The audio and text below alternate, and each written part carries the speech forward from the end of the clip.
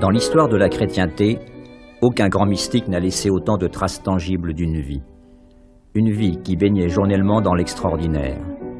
Mais prédictions, bilocations, stigmates, honneur rendu à l'héroïne nationale qu'elle fut aussi, on sait qu'elle ne recherchait rien de tout cela. Elle aspirait à autre chose, susciter ce dont l'humanité a tant besoin, comme une sorte de réconciliation.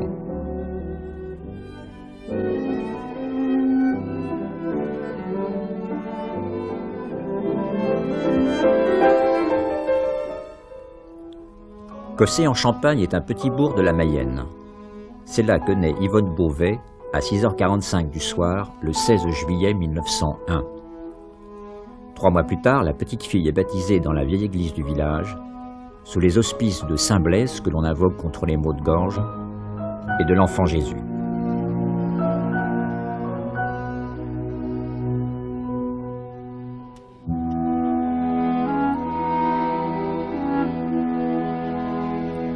Yvonne est la seconde fille d'Alfred Beauvais, négociant en vin, bon vivant, et de Lucie, femme de devoir et stricte.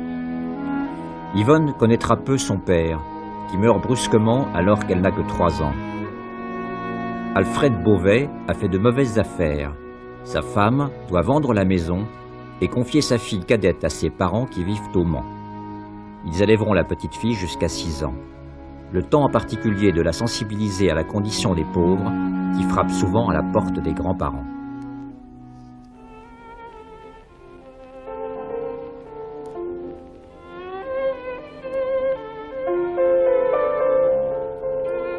Les pauvres, Yvonne Beauvais les redécouvre à l'issue de ses études. Elle n'a que 18 ans, elle réside à Paris et n'hésite pas à pénétrer dans des quartiers de la périphérie où les agents de police eux-mêmes ne s'aventurent jamais seuls. Yvonne n'a peur de rien. Pour venir en aide aux familles défavorisées, elle devient bonne à tout faire, vend des dessins, écrit des romans et donne des récitals de piano. Plus tard, l'abbé de la Chevannerie relatera son odyssée dans Monette et ses pauvres, qui deviendra un véritable best-seller. Mais la suractivité d'Yvonne s'interrompt brusquement. Elle a attrapé la paratyphoïde. Elle part en convalescence dans le Morbihan, à la clinique de Malétroit, tenue par les sœurs Augustines. Elle y viendra 15 fois. Elle loge dans la chambre numéro 3, attenante au vieux monastère. C'est là, en juillet 1922, que se confirme une vocation religieuse apparue à l'âge de 15 ans et que son entourage persiste à contrarier.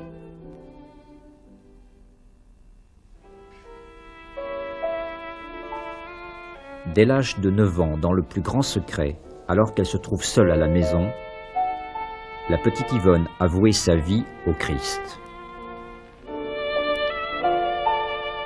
Elle écrit de son sang sur ce petit papier un véritable pacte qui s'étend sur 20 lignes. Elle désire aimer Jésus plus que tout le monde, souffrir beaucoup, devenir une grande sainte, être martyre. Elle sera prise au pied de la lettre.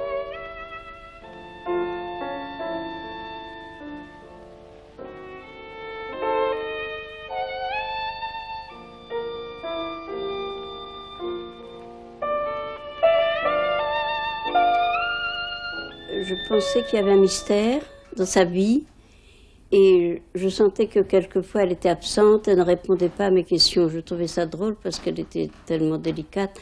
Je pressentais, mais je n'étais au courant de ces grâces mystiques qu'en septembre 26. Et là, j'ai vraiment été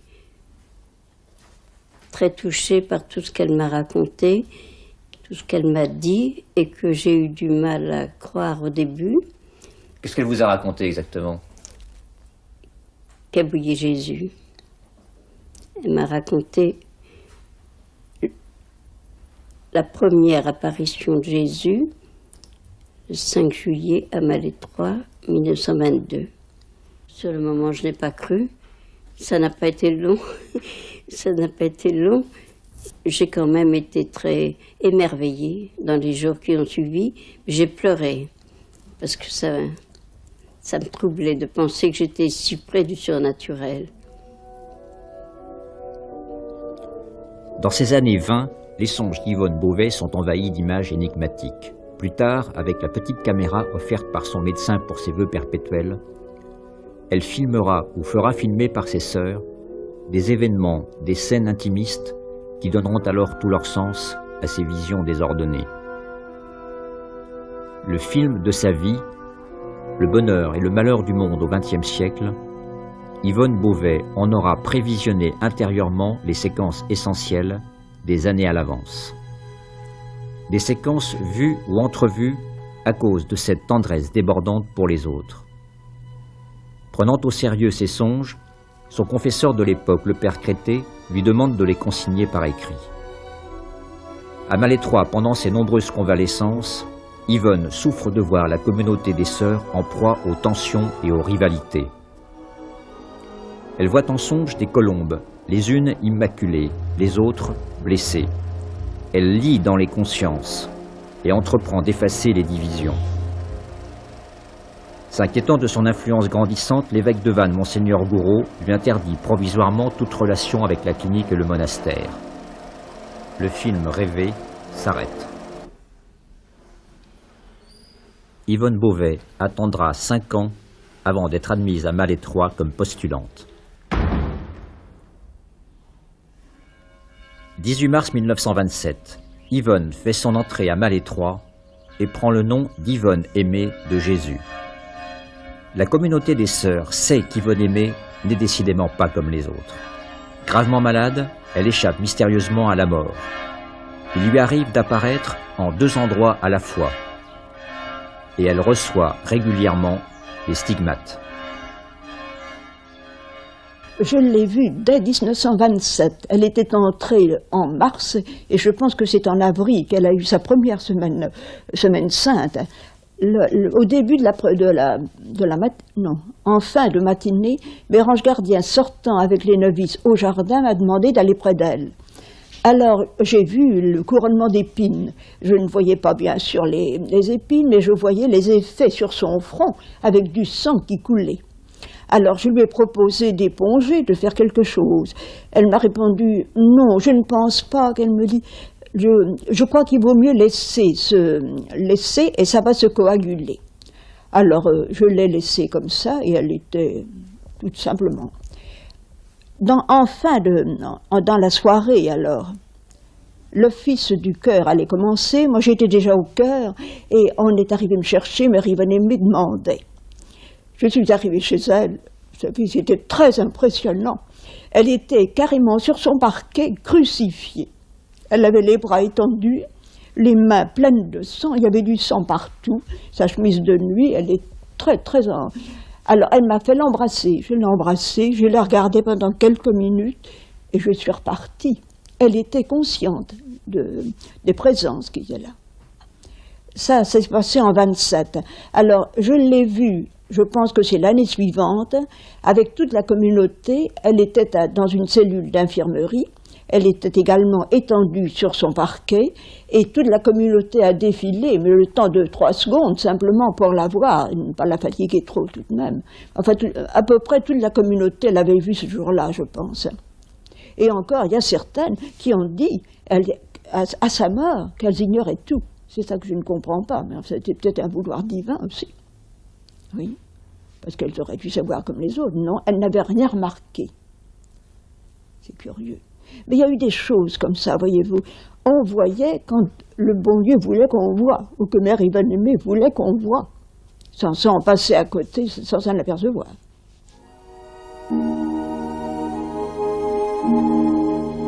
C'est la nuit complète, mais j'essaie d'aimer le noir, et je commence à y arriver. Ce n'est pas facile.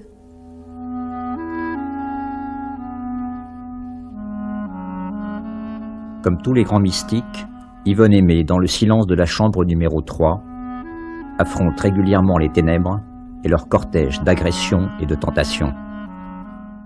Le démon pouvait prendre un aspect séduisant, séducteur, ou un aspect horrifiant. Un jour, je me suis trouvé avec elle dans le petit salon de la clinique. Et il y avait également là l'évêque de Bayeux, Monseigneur Picot, et puis une autre religieuse. Et la conversation n'avait rien du tout d'ésotérique. Nous parlions de colis de ravitaillement envoyés aux Parisiens qui manquaient de nourriture pendant la guerre.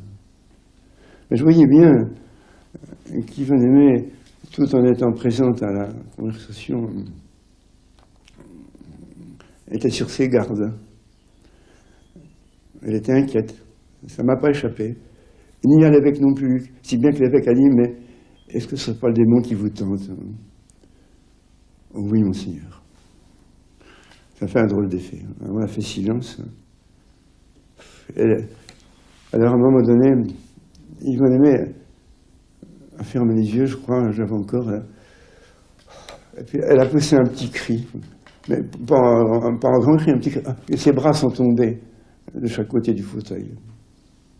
Je tiens à ce détail.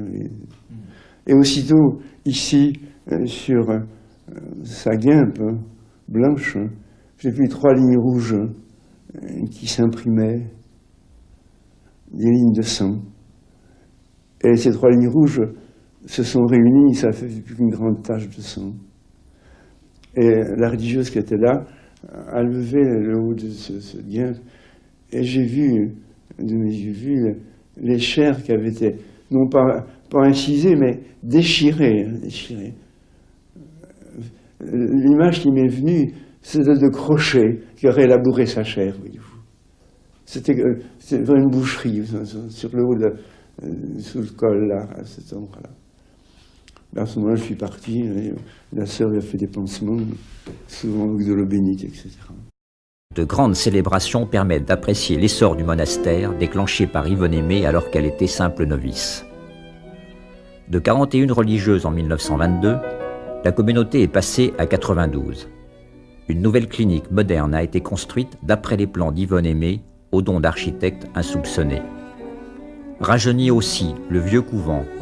C'est elle également qui a dessiné le jardin anglais pour l'agrément des convalescents. Surtout, après avoir été maîtresse des novices, Yvonne Aimée est devenue supérieure, élue à l'unanimité à 33 ans avec dispense spéciale de Rome. Les étapes de sa vie religieuse, l'expansion du monastère, la naissance d'amitiés fortes, les épreuves à subir, de tout cela, Yvonne Aimée avait été avertie des années auparavant. Sa mission ne s'arrête pas à son environnement religieux. Elle s'étend à la France et au monde. Elle en a eu très tôt la révélation dans ses rêves.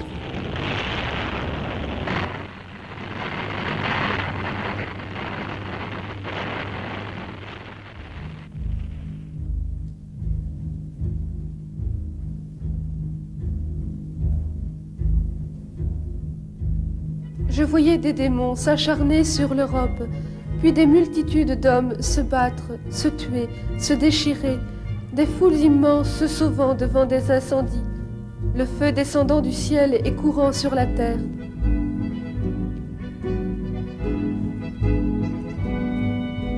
Jésus quelquefois venait me rassurer et me dire « Souffre, prie, c'est en expiation ».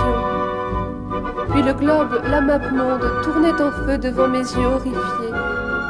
« Reste calme, disait Jésus. » Mais à l'intérieur, mon cœur battait à se rompre. J'avais des amis qui priaient, mais personne ne pouvait comprendre cependant la douleur que je portais, le poids sur mon âme.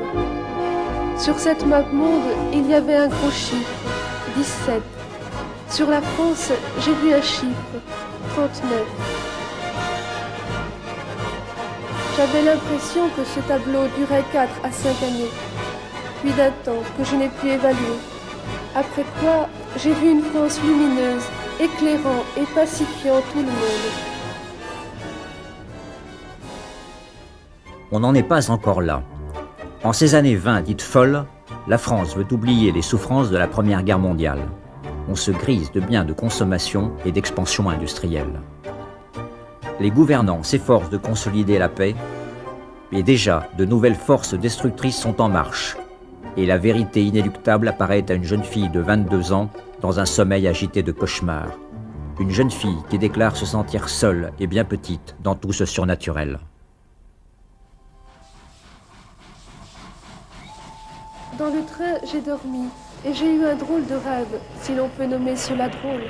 c'est plutôt triste que je devrais dire, et que cela me coûte de vous dire ces choses-là. Je me voyais religieuse et voyageant, et je voyais des avions jeter de gros cylindres sur les trains, sur les gares, et détruire tout. Je voyais des hommes habillés de vert, monter et descendre du train. On aurait dit des costumes militaires, mais cependant, cela ne ressemblait en rien à nos soldats. J'avais le cœur serré et j'entendais une voix grave et douce qui disait « Ce sera l'épreuve, la grande épreuve. Prie, prie beaucoup. »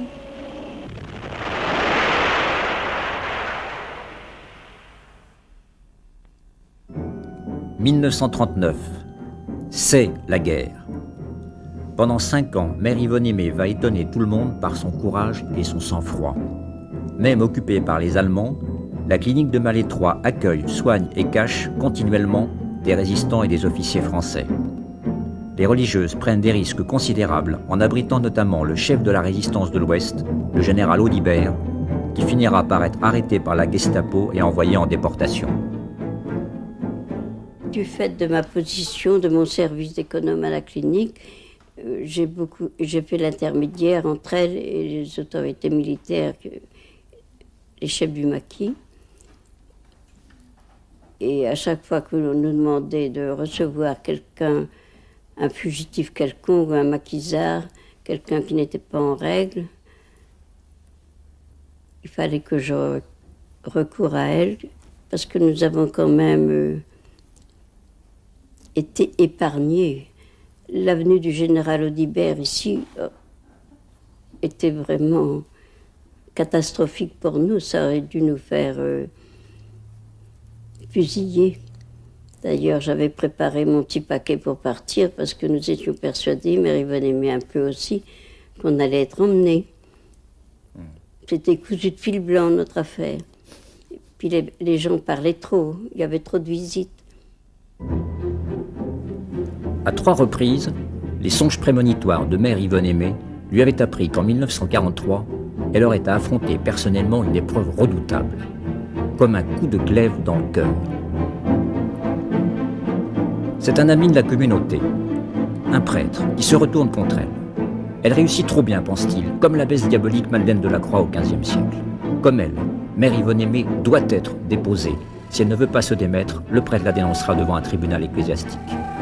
Il parvient à semer le doute chez quelqu'un comme le père Crété, l'ancien directeur de conscience d'Yvonne Aimée. Mais l'accusation ne tient plus. On redécouvre les notes de prédiction écrites de la main d'Yvonne Aimée 20 ans plus tôt. En pleine guerre, ces prémonitions trouvent tout leur sens. Remarquable perspicacité de cet homme qui avait forcé Yvonne Aimée à consigner par écrit ce qu'elle considérait alors comme des folies.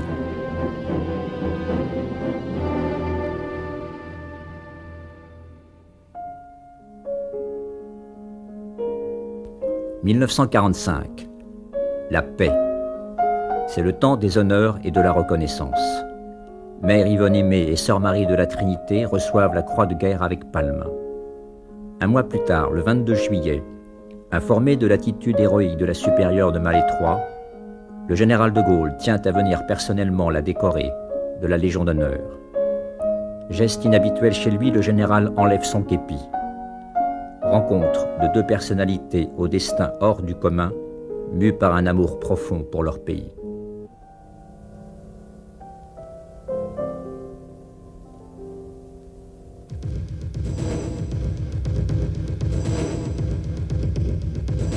Août 1949. Nouvelle cérémonie à Malétroit. Le général Audibert a demandé la croix de guerre pour la clinique de Malétroit qu'il a cachée en 1944 en prenant tous les risques. Yvonne Aimée est également décorée de la King's Medal par le consul de Grande-Bretagne. Filmée ce 7 août 1949, cette cérémonie, Yvonne Aimée l'avait prévisionnée dans un songe 20 ans avant.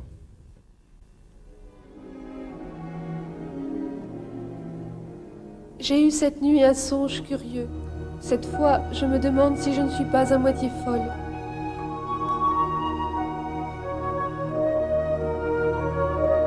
Je me suis vue devant la clinique avec beaucoup de religieuses autour de moi. Cela semblait être un jour de fête, il faisait beau.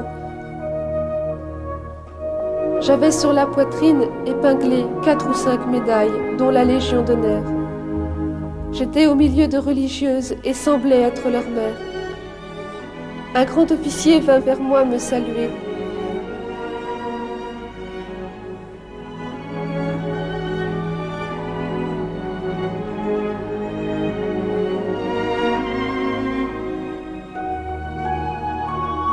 Une autre religieuse portait aussi une médaille, et une voix toute jeune disait derrière moi « Écoute bien, Yvonne aimée, car plus tard tu te souviendras de cela, et ce sera ta force. Écoute, les généraux, les grands hommes ont leurs heures de gloire et de malheur.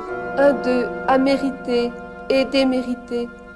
Mais Dieu se souviendra des bonnes actions, et à cause de cela pardonnera. Mais il aura à expier.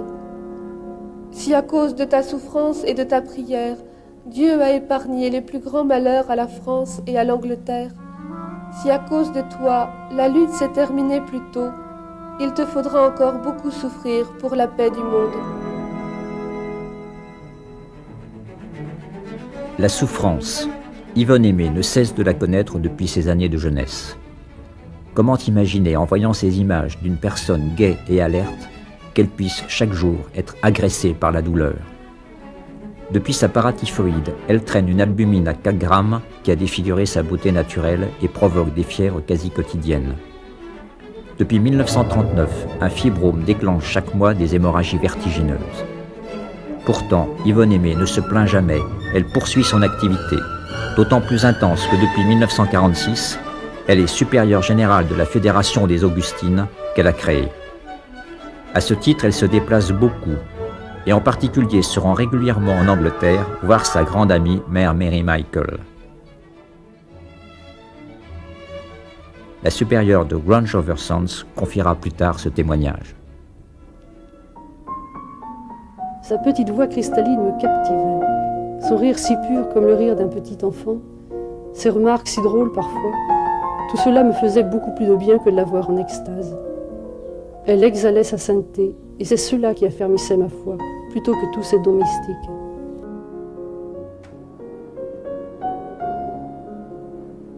Ces 3 choses, humilité, vérité, tendresse, étaient tellement elle qu'elle lui donnait la limpidité d'une eau claire et fraîche.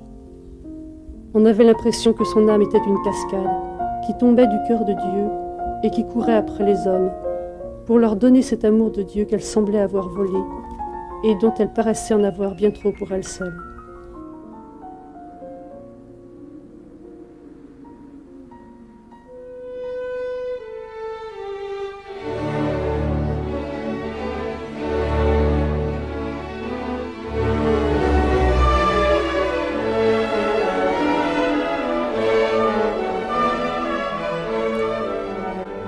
Sa santé délabrée n'empêche pas Yvonne Aimée de multiplier les voyages. Supérieure générale de l'ordre, elle entreprend de visiter les 32 monastères qui ont adhéré à la Fédération. Seul le Canada a décidé de rester en dehors. Pourtant, Yvonne Aimée s'était rendue au Québec dès 1939, à la veille de la guerre. Les réticences du clergé québécois n'empêchent pas la supérieure de Malétroit de poursuivre les relations avec les Augustines d'outre-Atlantique. En 1950, elle répond aux questions de Radio-Québec. C'est le seul document de la voix d'Yvonne Aimée.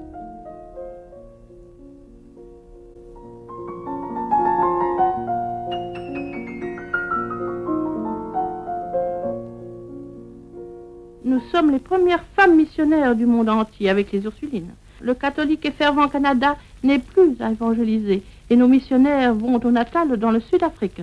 La France y envoie des religieuses et tout dernièrement, le Canada est venu nous aider généreusement en envoyant des sujets et en nous apportant le secours de différentes façons.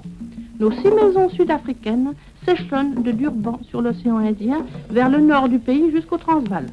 Partout d'ailleurs et quoi qu'elles fassent, je sais que mes religieuses se dévouent sans compter, travaillant à faire aimer la France et la servant de tout leur être. Elle était pacifiante. D'ailleurs, elle avait une petite voix très douce, rien que sa voix, un petit peu musicale, me faisait du bien. De tempérament, Mère Yvonne Aimée était joyeuse. Elle appréciait beaucoup les récréations. Elle voulait qu'on soit gai, joyeuse, même pendant la guerre. Je ne sais pas si vous avez vu, pendant la guerre, on a eu des récréations sensationnelles, surtout au moment des décorations, là, justement. Je me souviens très bien, je portais le drapeau.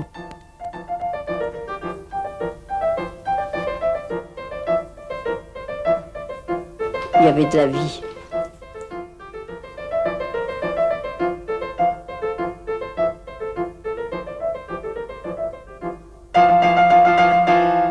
Elle faisait parfaitement bien ce qu'elle faisait. Je pense qu'elle est très organisée, hein, premièrement. Secondement, je crois que ses nuits étaient très écourtées, parce que quelquefois dans ses lettres, on voit, elle écrit « Il est minuit, je ne veux pas dormir, je fais mon courrier ». Je pense que la nuit, elle devait travailler pas mal. Je pense que... Et puis, elle était très, très rapide dans ce qu'elle faisait, vous savez. Elle était là, puis 3 secondes après, elle était partie. Elle était très rapide, très légère. Vous avez vu dans les films la façon dont elle marche? On sent qu'elle est très, très légère, très organisée. Je crois. Elle avait des grands dons naturels, humains, en plus, certainement. Les dernières années de sa vie, elle était seule au Généralat. Alors après son déjeuner, elle prenait souvent une demi-heure de relâche, on peut dire, et alors on lui mettait une fleur sur sa table, et elle la dessinait. C'était fleur d'un jour. À chaque jour, elle faisait sa fleur.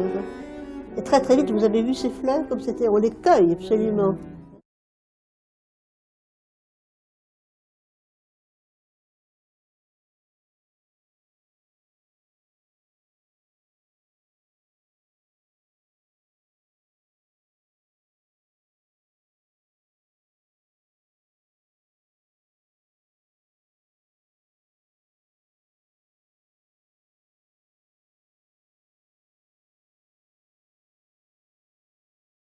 On est en 1949.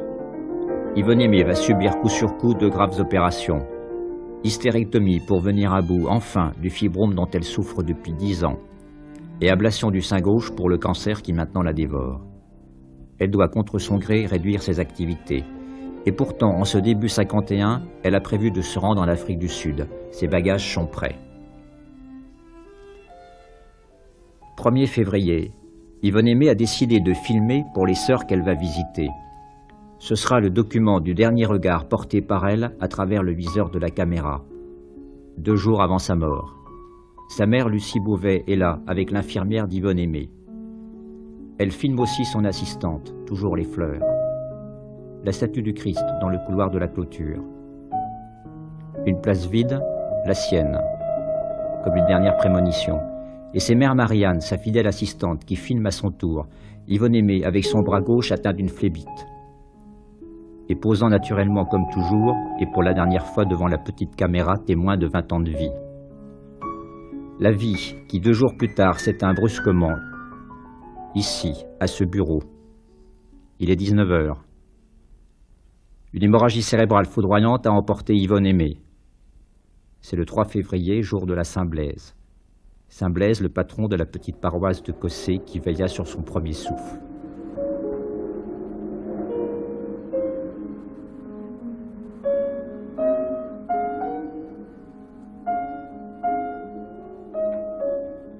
À Malétroit, on se souvient encore de la tempête qui a accompagné Yvonne Aimée jusqu'à sa dernière demeure.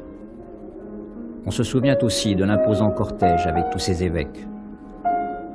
On se souvient de l'hommage de la France avec ce détachement de soldats. On n'a jamais su les fils secrets qui reliaient Yvonne Aimée au général de Gaulle pour l'avenir de la France. Au plus intime d'elle-même, on ne saura jamais à quel point elle souffrit et à quel point elle aima.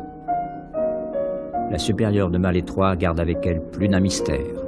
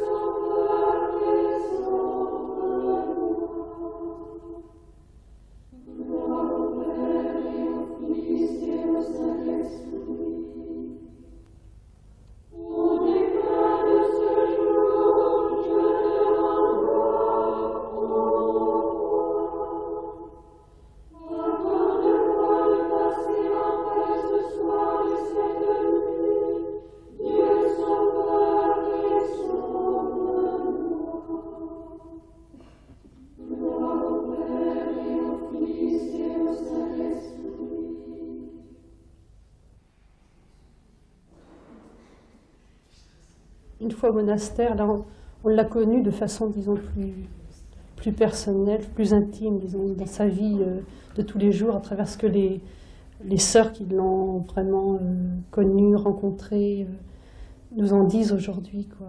Et ça l'a peut-être un petit peu, je sais pas comment dire, démystifié à mes yeux, parce que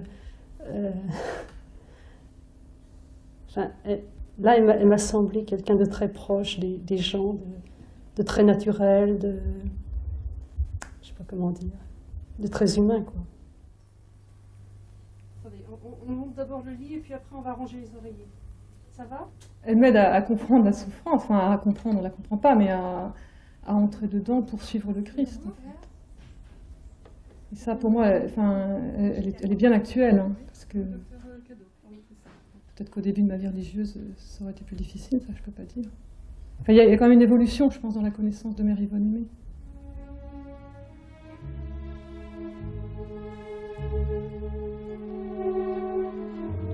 Agrémenté de nombreuses variétés de roses, le jardin de Malétroit n'évoque pas particulièrement un champ de bataille. Mais pourquoi ne pas suivre Mircea Eliade lorsqu'il évoque la rose comme symbole de renaissance mystique? Le grand historien des religions rappelle que sur le champ de bataille où sont tombés de nombreux héros, poussent des rosiers et des églantiers, que des roses sont sorties du sang d'Adonis tandis qu'il agonisait. Depuis l'Antiquité, les hommes plantent des rosiers autour des tombes, et la symbolique chrétienne a fait aussi de la rose le symbole des plaies du Christ. Mais il n'y a pas que les épines, il y a aussi le parfum. Joie, souffrance, lumière, ténèbres, toujours la même dialectique. Nouveau témoignage sur Yvonne Aimée avec les sœurs qui l'ont bien connue.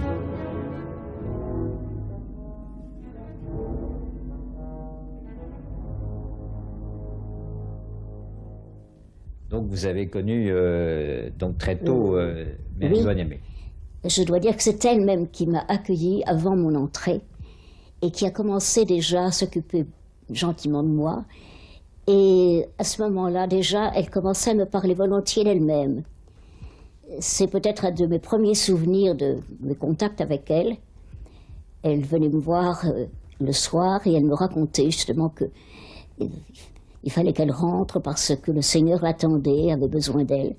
Non pas d'une façon privilégiée à ce moment-là, mais qu'il avait besoin qu'elle rentre et qu'elle soit avec lui, priant, et parce qu'il lui avait confié certaines âmes, et il fallait qu'elle s'occupe d'offrir et de prier pour la conversion de ces âmes-là.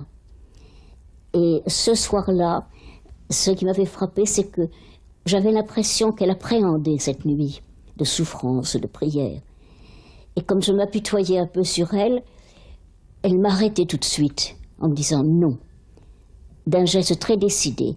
Il ne faut jamais y penser à l'avance. Il faut aller accueillir le désir du Seigneur et souffrir le moment où il le demande, ni avant ni après.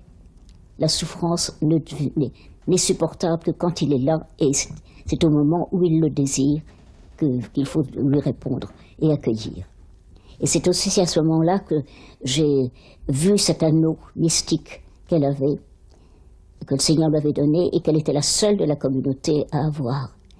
Et je lui avais demandé justement pourquoi elle avait cet anneau et que les autres sœurs ne l'avaient pas. Et à ce moment-là, elle ne m'a pas répondu elle-même. Elle m'a dit, avec une figure très, très éclairée, très ouverte, qu'elle demanderait à la supérieure, Mère Marie-Anne de Jésus, si elle pouvait me le dire. Et c'est Mère Marie-Anne de Jésus qui est venue me le dire un petit peu plus tard, que c'était un privilège du Seigneur. Et alors, une autre sœur nous a dit que cet anneau, elle ne le voyait pas. Non. Comment ça se fait, ça? Ben justement, c'est là la chose extraordinaire, c'est que le Seigneur a été maître de ses dons, et alors il avait donné un anneau avec... Moi, je n'ai pas vu le diamant, je n'ai vu que l'anneau, que l'alliance comme nous avons maintenant. Et alors, je pense que le Seigneur permettait que certaines personnes le voient et d'autres ne le voient pas. Et je pense que pour moi, ça a été un peu un signe que vraiment ma vocation était pour Malétroit, parce que j'avais eu ce cadeau du Seigneur de voir un anneau qui était mystique et qui n'était pas visible à tout le monde. je dis que nous vivions toujours dans un miracle permanent. On ne le savait pas parce qu'on n'en parlait pas. Il était bien défendu de parler d'elle entre nous, ce qui était normal d'ailleurs. Et alors, on n'en parlait pas, mais on voyait, on entendait, on sentait. Je peux vous dire que je l'ai rencontrée plusieurs fois, croisée plusieurs fois dans les cloîtres ou ailleurs, et que quand je passais près d'elle, plusieurs fois, j'ai senti une sorte de chaleur. Et elle avouait, quand elle voulait bien s'arrêter et parler, elle avouait qu'à ce moment-là, elle avait une température à 39 ou 39,5, et que c'est pour ça qu'elle avait cet aspect d'une personne qui est vraiment fiévreuse et qui est vraiment souffrante. Alors on passait, on voyait ça, on sentait, on était pleine de respect. Moi, j'ai toujours été extrêmement respectueuse parce que je pensais que ça ne me regardait pas. C'était le secret du roi, et le secret du roi n'était pas pour moi. Il fallait simplement que je l'adore, que je le comprenne, que je l'accepte, que je me remplisse. Mais ça n'était pas du tout mon affaire à moi. C'était vraiment l'affaire du Seigneur et de Mère Yvonne Aimée. Il faut bien vous dire que nous savions, moi je savais toujours, très bien qu'elle avait plusieurs maladies mortelles. Le docteur Pouliquin, j'insiste là-dessus parce que le docteur Pouliquin s'est occupé de Mère Yvonne Aimée, mais pas tellement. Mais alors un jour, nous travaillions ensemble au bloc chirurgical où j'étais, et il s'était penché sur moi et m'avait dit « Sœur Anne-Marie, est-ce que vous savez que votre mère supérieure vit avec 3 maladies mortelles? Elle a un cœur mortel qui est très très malade, des reins très très malades, du diabète au plus haut degré. Et elle ne devrait pas vivre comme cela. Mais le Seigneur doit sans doute la garder pour lui, parce que c'est un miracle qu'elle vive avec ces 3 maladies-là. Au moins 3 maladies mortelles à ma connaissance. Ça, c'était le témoignage du docteur Pouliquin. Et moi, alors, ça m'avait vraiment frappé aussi, parce que je me disais, comment peut-elle vivre comme ça, si ce n'est par la grâce du Seigneur? Et tout de suite, c'est dans un sentiment de respect, d'adoration de ce que le Seigneur faisait en elle, que je la regardais. Et combien de fois l'ai-je rencontrée, marchant difficilement, et je me disais, voilà, elle doit avoir très très mal à ses pieds parce qu'elle doit marcher sur les cicatrices de ses stigmates. Et on voyait qu'elle marchait difficilement. D'ailleurs, elle cachait toujours ses mains, elle ne voulait pas qu'on voit, elle ne voulait absolument pas qu'on sache ou qu'on voit qu'elle était stigmatisée. Elle nous l'avait dit au début de notre noviciat qu'elle nous conduirait au Seigneur, mais qu'elle n'accepterait pas qu'on s'arrête à elle-même, parce qu'elle savait bien que c'était une tentation pour des jeunes que nous étions. Et ça, vraiment, elle était extraordinaire pour ça. D'autant plus qu'elle était très souvent absente, qu'elle était très souvent partie en mission pour le Seigneur et tout ça, et qu'alors nous étions sans elle, et nous savions qu'en effet, elle était partie, mais qu'elle nous suivait quand même. Parce qu'après ça, quand elle rentrait, on voyait bien qu'elle savait parfaitement tout ce qui nous était arrivé. On n'était pas du tout abandonnés. Moi, je crois vraiment que c'était une vie de miracle perpétuel, vous comprenez, vivant comme ça, avec un noviciat très spécial et en même temps qui était d'une formation très forte. Oui, pour moi, c'est certainement la grande mystique de l'an 2000. Nous verrons ça, pas moi. Je ne le verrai plus parce que je crois que mon temps sera fini, mais enfin, à ce moment-là, ça sera bien connu. Donc vous comptez bien qu'elle soit effectivement reconnue comme telle par l'Église. Ah oui. Ah oui. J'en ai la foi totale, la confiance absolue. Et vous ne trouvez pas que c'est un peu long à venir? Les heures du Seigneur ne sont pas les nôtres, vous savez. Lui, il est dans l'éternité, nous sommes dans la durée. C'est très différent. Alors la durée, c'est toujours trop long, mais l'éternité, c'est l'éternel présent.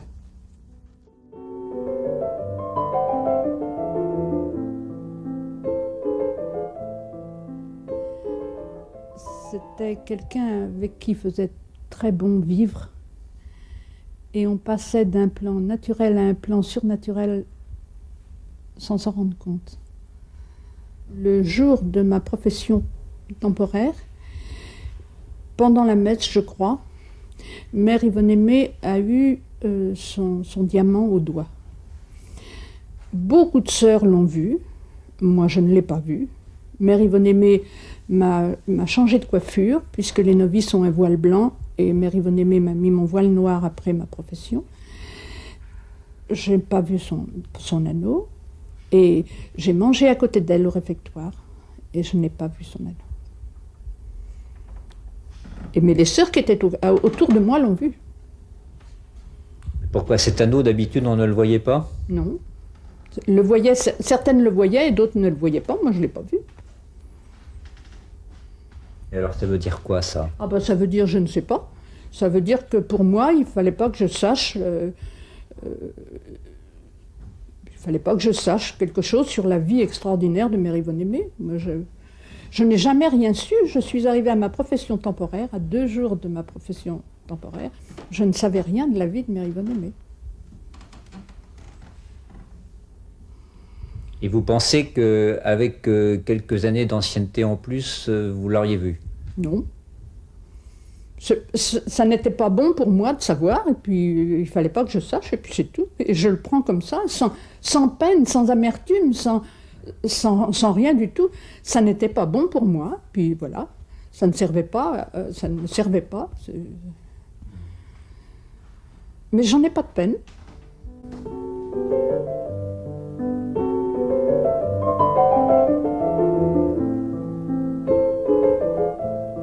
À ce moment-là, je faisais des études d'infirmière à Caen. Et alors, avec 2 de mes compagnes, et après avoir passé notre majorat, nous étions venus passer des vacances à Malétroit, c'est-à-dire tout le mois d'août, pour passer le diplôme d'État au mois d'octobre. Et pendant ce mois, je pensais étudier mes lois, parce que je ne les avais pas étudiées avant, parce qu'elles ne faisaient pas partie du majorat. Et en arrivant à la communauté, Mère Yvonne Aimée m'appelle. Elle me dit, ma petite fille, je voudrais vous demander un service. Ça va vous prendre peut-être beaucoup de temps, mais vous inquiétez pas, vos lois, vous les saurez. J'avais une confiance absolue en Mère Yvonne Aimée, j'étais sûre, n'est-ce pas, je lui ai fait confiance. Alors pendant tout ce mois, j'ai donc travaillé pour elle. Une chose que j'ignorais, je n'étais pas du tout préparée pour ce travail, je n'avais jamais appris avant la couture. Et elle m'avait demandé de lui faire une robe, n'est-ce pas, parce que vous savez qu'elle allait quelquefois dans des milieux où il fallait qu'elle soit habillée en civil. Alors pendant tout ce mois, j'ai travaillé pour elle, et j'ai eu beaucoup de grâce d'ailleurs, parce qu'elle m'a raconté bien des choses que je ne peux pas répéter. Et puis alors, à la fin du mois, une fois que la chose était terminée, Mère Marianne, qui était supérieure, m'a dit, bien maintenant, si vous voulez, on va faire un paquet, n'est-ce pas, et on va porter le travail, enfin, cette robe à Mère Yvonne Aimée, qui était dans son bureau. Elle était en train d'écrire. Et quand je suis rentrée dans ce bureau, elle était baignée dans un nuage d'encens. Mais de cet encens qu'on ne trouve pas sur la terre. Hein. Je me rappelle, je suis tombée à genoux, hein, tellement j'étais impressionnée par ça. Alors elle s'est levée, tout simplement. Elle m'a dit, ben voyez, ma petite fille, je suis en train d'écrire au Canada. Sans doute que le Seigneur Jésus est content de ce que je leur dis, mais il y avait longtemps qu'il n'avait pas fait ça. Puis c'est tout. Voilà comment se termine l'histoire de la robe. Et pour mes lois, j'ai eu 10 sur 10. Voilà l'aventure. C'est peut-être suffisant.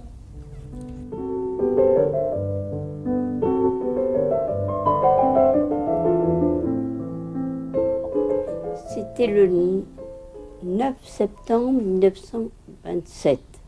C'était la veille de sa prise d'habit. J'étais postulante, nous étions 2 postulantes à l'époque. Je me suis couchée comme d'habitude. Je ne me souviens plus de l'heure. Toute la famille de sœur Yvonne Aimée était arrivée et ils dînaient au parloir. Tout d'un coup, j'ai entendu qu'on frappait dans la cloison. Et j'entendais bien qu'il y avait un certain remue-ménage dans la cellule à côté, qui était la cellule de la future novice. C'est celle où nous nous trouvons maintenant. Ah oui, j'étais là. Et Je n'ai pas prêté attention parce qu'il y avait du bruit, je n'ai pas répondu. On a frappé à la cloison. Quelques secondes après, ou quelques minutes, mère maîtresse, comme on l'appelait à l'époque, qui était mère ange gardien, est venue frapper à ma porte et m'a dit « Sœur Louise, venez vite, Sœur Yvonne vous réclame. » Alors je suis partie telle que j'étais, c'est-à-dire en chemise de nuit, les cheveux sur le dos, et je me suis trouvée ici quand même devant un aéropage un petit peu impressionnant. Il y avait Monseigneur Picot et puis 2 ou 3 ecclésiastiques, la mère supérieure, Mère Madeleine du Sacré-Cœur, et Mère Saint-Jean le Botte, qui allait partir incessamment pour la ville 2 où elle était nommée supérieure. À l'époque, Mère Saint-Jean le Botte était dépensière, c'est-à-dire elle s'occupait du réfectoire de la communauté. Alors, quand je suis entrée dans la chambre, j'étais quand même un petit peu habituée aux états mystiques d'Yvonne Aimée. Elle était en extase, tout le monde était à genoux. À un moment, elle a parlé. Monseigneur Picot a dit, on dirait qu'elle parle en chinois. Enfin, en tout cas, c'était une langue étrangère, aucun d'eux ne savait distinguer. Mais elle a biloqué comme ça, elle a changé de pays plusieurs fois.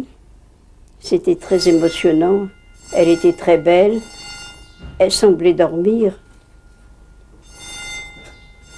Je crois que ça a duré 1h30 ou 2 heures. L'état est statique avec des bilocations diverses. Vers 11h30, Mère Madeleine, la supérieure, a dit « Sœur Yvonne Aimée avait dû sortir petit à petit de son extase. » C'était assez impressionnant de la voir sortir d'extase. On n'a jamais mentionné ça, mais... Oui, vous n'avez pas... Donc vous avez senti qu'il se passait quelque chose, mais les sœurs qui parlent de déclic ou de désemboîtement ou de réemboîtement, ça, vous n'avez pas perçu ça ou... Quand elle sortait d'extase, moi, elle était comme ça pendant quelques secondes. On voyait bien que... Moi, ça m'impressionnait toujours. À Paris, j'ai assisté bien des fois, plus souvent qu'au couvent, et elle était... Il y avait le choc du retour. Vous appelez ça déclic, c'est très bien. Je trouvais le choc de retour, je crois.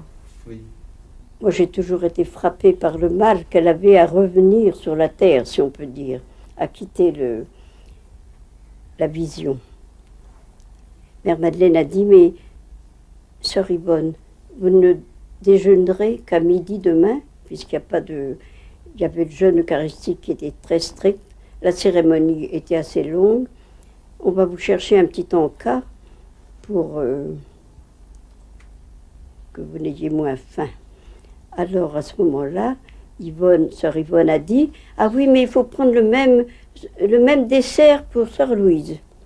Elle est jeune, elle a besoin comme moi. » Alors, Mère Saint-Jean le Botte est partie à la cuisine et nous a rapporté une grande tarte aux fraises qui était le dessert du lendemain, jour de la prise d'habit. Mère Yvonne Aimée, comme si de rien n'était, elle a dégusté sa tarte très gentiment.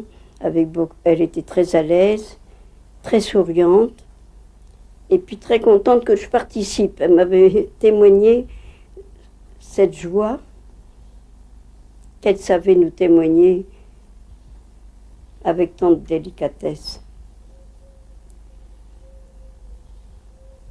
Ensuite, je pense que comme elle avait repris sa vie normale, Mère Madeleine a dit, il faut que tout le monde s'en aille, parce qu'il faut qu'Yvonne récupère et qu'elle dorme. Nous n'avons pas assisté à la fin de la nuit, mais quand nous l'avons quittée, il était sûrement près de minuit. Est-ce que par la suite, vous avez reparlé avec elle? Vous savez, il faut connaître Mère Yvonne Aimée pour se rendre compte que c'était très difficile d'aborder ce sujet. D'abord, nous n'avions pas le droit à la communauté de parler C'était très mystérieux. Vous voyez, nous étions trois une veille de prise d'habit alors qu'elle biloquait et qu'elle était vraiment merveilleuse de... Non, je ne lui en ai jamais reparlé. Même pas de la tarte aux fraises.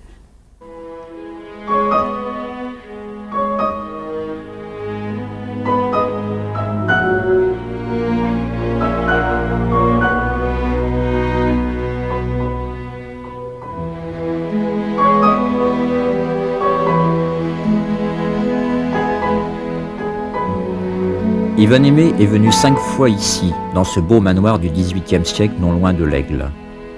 Elle y est venue pour y voir l'un de ses plus fidèles amis, le prêtre Paul Labutte, de 4 ans plus jeune qu'elle, qui venait régulièrement à la Brardière voir sa tante et sa mère, qu'Yvonne Aimée avait connues avant de le rencontrer, lui. C'est elle qui les filme là, tous les trois. Aujourd'hui, il vit ici avec une petite communauté de religieuses. Il évoque sa première entrevue avec Yvonne Aimée en 1927. Alors, je vois encore, elle était là, hein. Elle était plus petite que moi, c'est bien qu'elle avait les yeux un peu en rougissant. Elle me dit, mais est-ce que votre tante vous a parlé de mes affaires? Je l'ai regardé bien en face, je dis oui. Regardez bien en face. Alors à ce moment-là, j'attendais qu'elle me dise une parole, comme disent les saints, une parole extraordinaire. Saint Thérèse disant, je veux passer mon ciel à faire du bien sur la terre. J'entendais une parole de cette qualité-là. J'ai eu ma parole. Alors Yvonne Aimée m'a dit, alors, donc, vous n'avez pas eu trop mal au crâne? Elle m'a dit. Oh, j'ai dit, si, la tête me faisait comme ça. J'ai jamais mal à la tête, mais ce jour-là, j'avais mal à la tête. Il y a l'émotion de la mort de ma grand-mère, l'enterrement, la révélation de cette vie extraordinaire, la fatigue, tout ça, j'ai fait que j'avais une migraine. Donc, oui. Alors, vous n'avez pas eu mal au crâne? Cette phrase-là, ça brise la glace pour toujours. Elle m'avait dit une fois, notre amitié n'est pas seulement permise par Dieu, elle est voulue par Dieu. Bon, allez, on peut y aller. C'est vrai, c'est l'amitié des saints, c'est pas comme les amitiés de la terre. C'est les amitiés des grands mystiques. C'est pas une amitié humaine qui serait sublimée. C'est une amitié d'un ordre à part. Elle a été sûrement une sœur aînée, hein? Une amie merveilleuse, une seconde mère, et sans avoir cherché justement un maître spirituel dans lequel très vite j'ai reconnu la sagesse des saints, très vite, très vite. La guerre va sceller pour toujours leur amitié. Bien avant qu'elle n'éclate, Paul Labutte apprend de la bouche d'Yvonne Aimée que cette guerre est inéluctable, mais pas forcément meurtrière pour tout le monde. Cela se passe au cours d'un déjeuner à Malétroit où il est de passage en 1935. Je me disais, s'il y a la guerre, j'ai des chances d'y aller. Ça ne me réjouissait pas du tout d'entendre ce genre de conversation. Et à un moment donné, Yvonne Aimée avait donc ses bras sur la table, me regarde de mon côté, dit, celui-là, s'il y a la guerre, il passera au milieu des balles. Il a même ajouté, j'irai même le chercher. Et comme si elle craignait d'en avoir trop dit, elle a ajouté, du moins je ferai pour lui. Alors c'est pas tomber mari d'un sourd. J'avoue, je n'étais pas brave de nature, j'aurais déguerpi au moins comme un lapin plusieurs fois si je n'avais pas eu sa parole qu'elle me protégeait. Tu passeras à travers les balles. J'irai plutôt te chercher. Un jour, j'ai reçu l'ordre, au mois de juin 40, d'aller enfoncer des piquets dans une tranchée sur les bords du Rhin.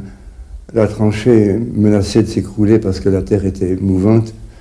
Alors j'ai reçu l'ordre, avec mes 10 bons hommes, d'aller enfoncer des piquets pour retenir la terre. Alors je suis arrivé sur les lieux, je me suis rendu compte que pour enfoncer les piquets, il fallait monter sur le parapet. Pas grave. Et je ne pouvais pas donner l'ordre à un homme de monter sur le parapet, c'était moi le gradé, c'était à moi d'y monter. Je suis monté sur le parapet, voilà un cas de... Et qu'est-ce que j'ai vu en arrivant sur le parapet? J'ai vu d'abord, je dominais tout le Rhin qui était là, et de l'autre côté, à la rive, peut-être 300 mètres, je ne sais pas, les casemates allemandes, le drapeau allemand, la croix gammée, puis les mitrailleuses qui étaient là. Eh bien, j'ai enfoncé des piquets tout l'après-midi. Tout l'après-midi. Ça enfonçait comme dans du beurre. En 3 coups de maillet, j'ai enfoncé un piquet. Mais à chaque coup de maillet, j'ai invoqué Yvonne Aimé. Protège-moi, aide-moi. Les Allemands, je les entendais vociférer. Ils pouvaient faire un beau carton, vous savez. Ils n'ont pas tiré. Mais à chaque coup j'ai invoqué Yvonne Aimé. Puis mes bons hommes, mes gars, qui étaient insupportables, j'avais des Ford et Halles sur mes ordres, vous vous rendez compte. J'étais servi, ils étaient comme des petites filles. Ils ne pouvaient pas du tout, ils étaient mignons comme tout. Ah, c'est une soirée extraordinaire. Ben, je n'ai pas reparlé du vrai Yvonne Aimé, il m'a dit plus tard, il m'a dit, mais un jour tu t'es exposé sur le bord d'une tranchée, il m'a dit le parapet. Il dit, on n'a pas recommencé. Hein. Elle avait suivi la scène. Je ne sais pas si elle est venue ou si elle l'a vue de loin, mais en tout cas, elle était au courant. Elle m'a signalé des faits dans lesquels j'ai été mêlé pendant la guerre et que je n'ai même pas songé à lui raconter. Ainsi, en arrivant dans les faubourgs de Strasbourg, notre colonne de prisonniers arrive dans les faubourgs de Strasbourg, et à ce moment-là, je n'en pouvais plus, littéralement. Je me disais, est-ce qu'on va bientôt arriver? Je ne sais pas ce que ça voulait dire, bientôt arriver, bientôt s'arrêter, quoi. Et à un moment donné, les Allemands nous ont fait arrêter dans une cité ouvrière qui était évacuée, qui était déserte. Et je vois encore, à travers les arbres, on voyait la cathédrale de Strasbourg, avec le drapeau d'Hitler qui flottait au-dessus de la cathédrale de Strasbourg. Je me rappelle ce détail. Et donc, on arrête, je m'assieds par terre, et je vois une infirmière qui vient devant moi, vêtue d'une cape bleue, comme les infirmières de la Croix-Rouge, un voile, etc. Petite encore, pas petite, même très moyenne. Elle vient droit vers moi, elle me dit, courage, vous êtes bientôt arrivé. C'était la réponse à ma question lancinante, va-t-on arriver bientôt? Et puis elle sort sous son manteau, un sac où il y avait des petits pains ronds comme ça. Elle m'en a donné un ou deux, je crois. Elle a distribué aux camarades. Et puis, je l'ai suivi du regard, elle est disparue. Et les Allemands nous ont fait reprendre la marche. Et 10 minutes plus tard, l'Allemand qui nous guidait s'était trompé. Il nous a fait entrer dans une ancienne caserne de cavalerie où il y avait des hangars avec de la paille et puis des robinets d'eau. Nous étions provisoirement sauvés. Et donc, je n'ai pas eu l'idée d'en parler à Yvonne Aimé. Elle m'a dit que tu étais jolie sur la route de Strasbourg. Tu ne te rappelles pas d'une infirmière qui est venue te dire, te donner du pain? Oh, d'ici. Je dis, c'était toi? Mais oui. Mais tu n'étais pas en sœur. Tu n'étais pas en religieuse. Oh non, les Allemands ne m'auraient pas laissé passer. Et de fait, voyez-vous, je ne l'ai pas reconnue. Elle avait un visage grave. Je ne sais pas, mais j'étais à milieu de penser que c'était elle. Mais c'était moi, oui. Mais je dis, oui, tu étais, j'étais à Strasbourg, mais tu étais à... Mais comment? Mais j'étais à Malétroit aussi. Oui, c'était un cas de bilocation dont le père Laurentin fait. Voilà, un fait parmi d'autres. Dans ce Paris occupé de 1943, les rafles se multiplient aveuglément. Le 24 janvier, Yvonne Aimé, de passage dans la capitale, où elle a ouvert un petit monastère, est arrêtée par la Gestapo. L'abbé Labutte, qui s'est trouvé ramené en France en 1941, vient d'urgence à Paris depuis l'Orne. Il y a des choses drôles qui se passent au milieu des choses graves. J'avais chez moi ma vieille maman, qui était habituée à me voir partir sans explication, jamais de me demander où j'allais, elle était très discrète. Elle m'a dit, oh, tu vas à Paris demain, tu vas m'emmener avec moi, avec toi. Je vais profiter de toi pour aller voir une de mes nièces qui est à Pantin. Oh, j'ai dit, maman, si tu voulais un autre jour, mais pas demain. Je ne voulais pas lui dire qu'il s'agissait de l'arrestation d'Yvonne Aimé, qu'elle connaissait bien. Ma mère a tellement insisté que ils sont partis tous les deux. Je fais contre mauvaise fortune bon cœur. Et arrivé à Montparnasse, nous avons pris le couloir qui menait au métro, c'était l'ancien Montparnasse. Et ma mère, que je devais remorquer, elle marchait devant moi. Dieu merci. Vous allez voir pourquoi. Et dans le couloir, donc avant de déboucher sur le quai du métro, Ma mère était déjà sur le quai, moi j'étais encore sous le couloir. Je me retourne d'une façon irréfléchie. Je me trouve nez à nez avec Yvonne Aimé. Moi qui venais, parce qu'elle était en prison, je la trouve derrière moi, habillée en civil, avec un manteau grenat, un chapeau Miss, et puis des lunettes moi. J'étais tellement surpris que je suis arrêté de pile, si bien que j'ai arrêté tout le flot de voyageurs. Alors il m'a dit « marche, marche, marche, marche ». Je me suis trouvé propulsé sur le quai du métro. Une voiture arrive, enfin une rame arrive, ma mère monte dans un bout du wagon, moi je monte dans l'autre bout, par précaution, et je me trouve en face d'Yvonne Aimé. Moi je tenais la colonne. Hein. Alors, tout joyeux, je lui dis, mais ce que vous auriez vous-même, tu es libérée. Alors, elle était plus petite que moi, elle lève les yeux avec un visage de douleur. Oh là là, d'angoisse, de douleur. Non, je ne suis pas libérée. En ce moment-ci, je suis à la torture. Ouais, je suis à la torture. Alors j'ai compris dans un éclair qu'elle était en deux endroits à la fois. Vous l'avez vu plusieurs fois, je n'ai pas été surpris outre mesure. Je la touchais comme je vous toucherai ici, j'étais près d'elle. Et je voyais très bien que d'autres personnes la voyaient, parce que j'étais jeune en soutane à ce moment-là. Moi, je ne prête cause avec une femme, voyez-vous, je polarisais les regards des gens. Donc les gens nous regardaient, donc elle était là. C'était pas du tout Et les hommes en voulaient, sans dire, je ne sais plus quoi dire, j'étais absolument scié en deux. Elle était à la torture, elle est là, la torture, qu'est-ce que ça va faire? Et arrivé à la station d'Enfer-Rochereau, elle m'a quitté. Elle est descendue, sans me dire au revoir, sans me demander où j'allais. Et moi, je suis resté tenant ma colonne, là, et j'ai vu Yvonne Aimé qui se retournait sur le quai, qui me regardait avec un visage de détresse, absolument. Puis elle a pris la file de sortie, puis disparu. Alors je suis... bon, je vais continuer le voyage. J'ai changé de direction, je crois que c'est Porte d'Italie ou Place d'Italie, je ne sais plus, pour prendre la direction Église de Pantin. Alors j'ai récupéré ma mère, là. Mais je ne lui ai pas dit du tout ce qui se passait. Je ne me suis pas senti le droit de raconter cela.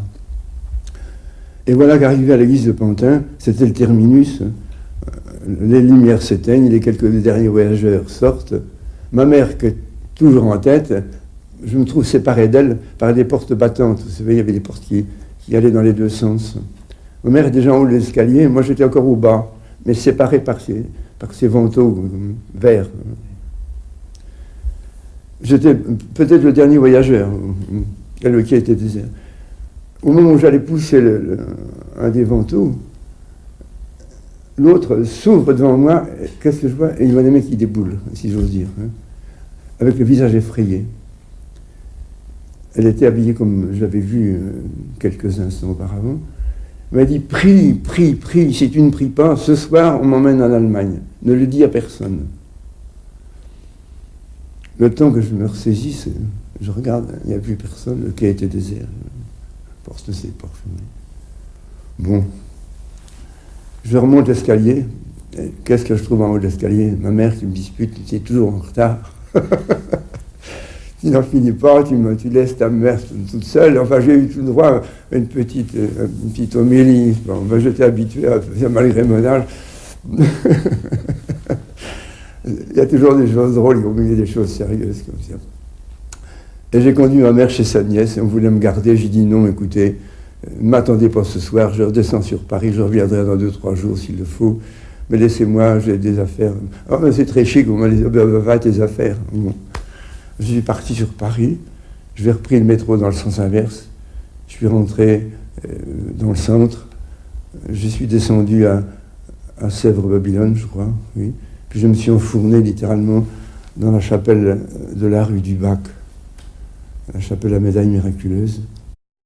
Alors tout l'après-midi, j'ai fait des prières, pauvres prières, mais enfin le cœur y était, l'intention y était, mais Je n'en pouvais plus, j'ai dit des chapelets, je lui ai dit, fais le chemin de croix. Bref, j'ai fait autre chose. Et quand je faisais le chemin de croix, je me déplaçais avec ma valise à la main. Si bien j'avais l'air suspect que je voyais des gens qui me regardaient un peu de travers. Enfin, tout l'après-midi à passer à dire des prières. Hein. Et tout le temps, ça me revenait, prie, prie.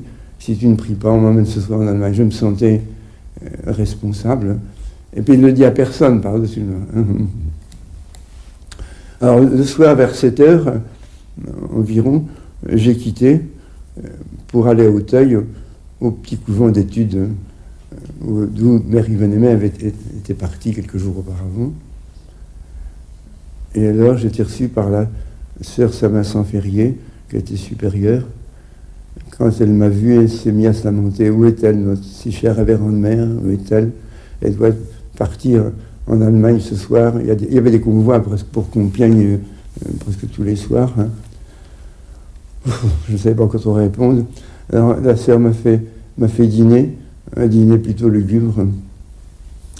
Et quand ce dîner a été achevé, j'ai demandé la permission de monter au premier étage dans le bureau de Mère Yvonne.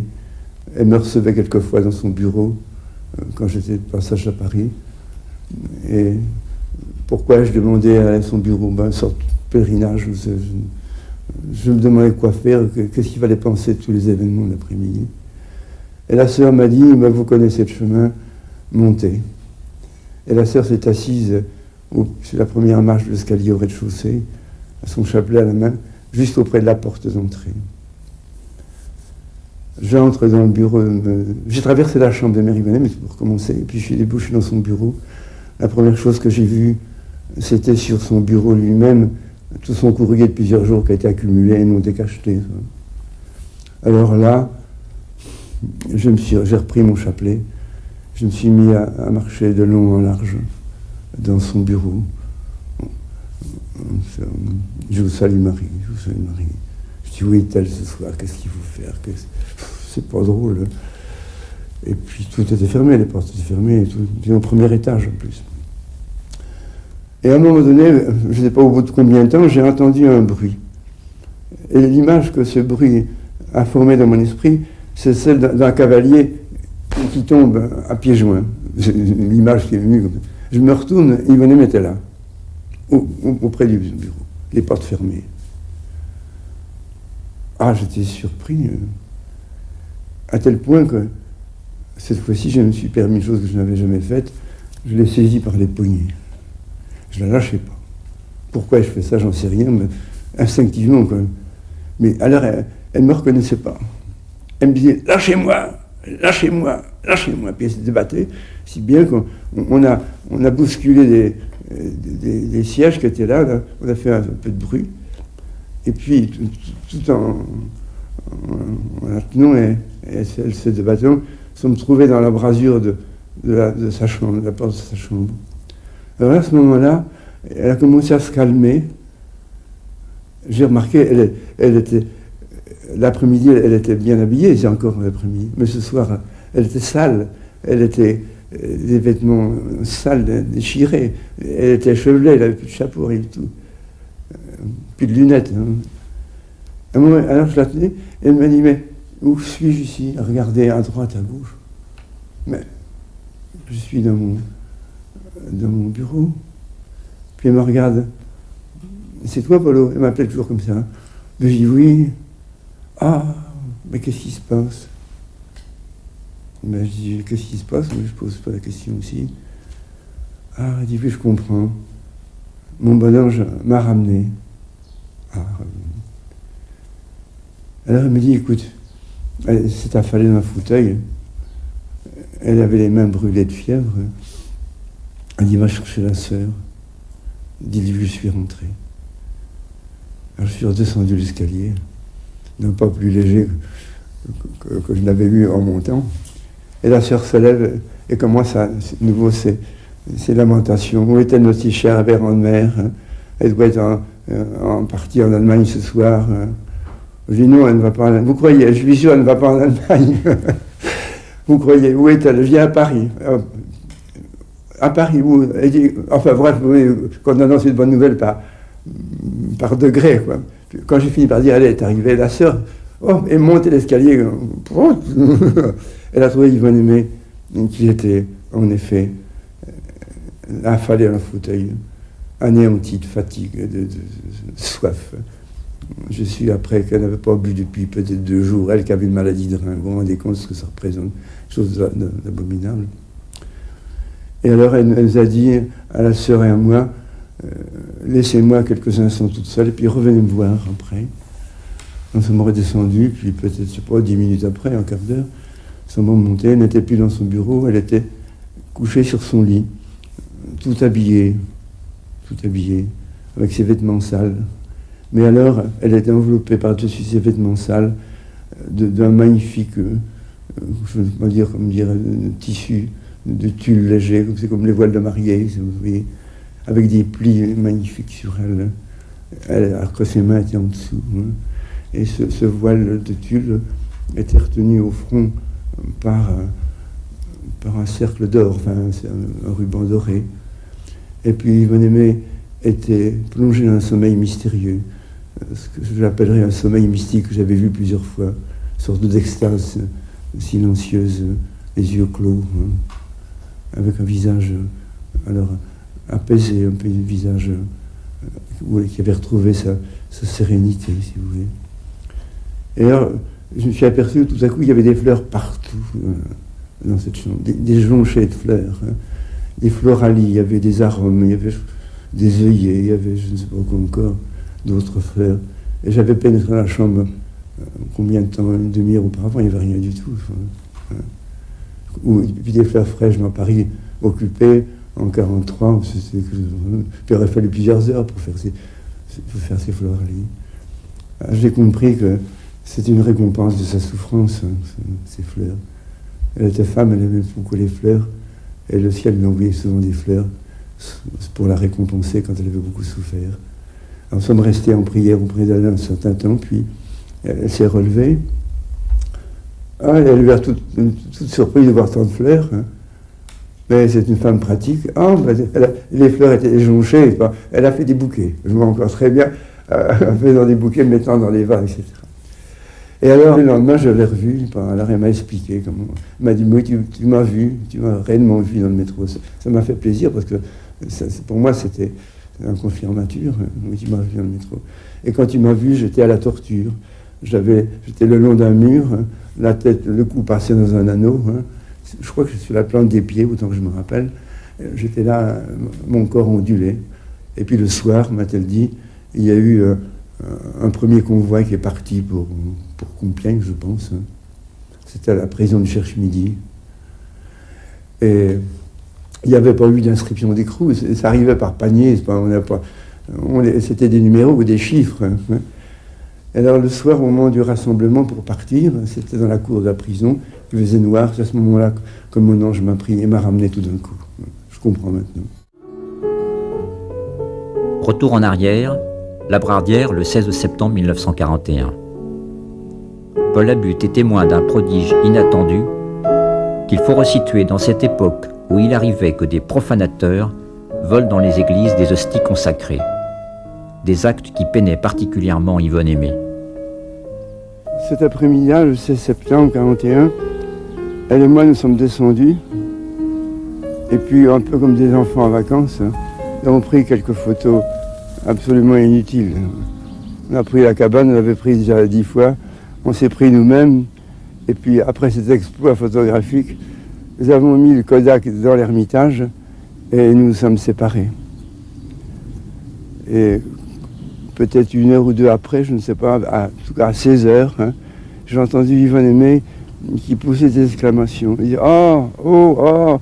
comme quelqu'un qui est témoin d'un spectacle pénible ou même horrible.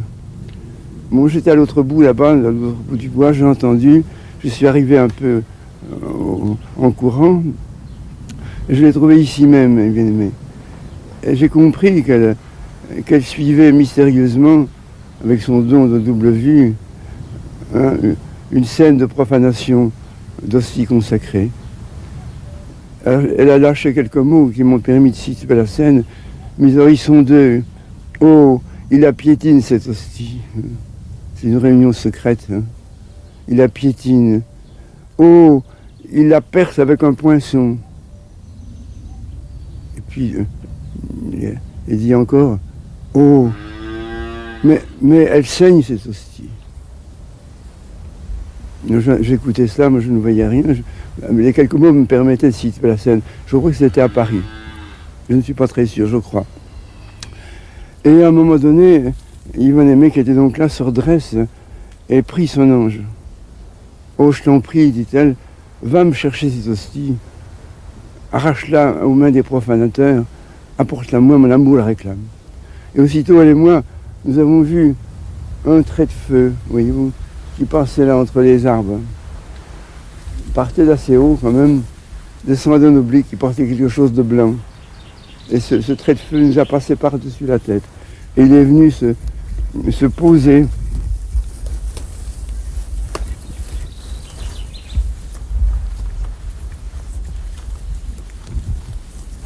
sur un petit sapin qui était là et qui est disparu. Et nous sommes accourus tous les deux.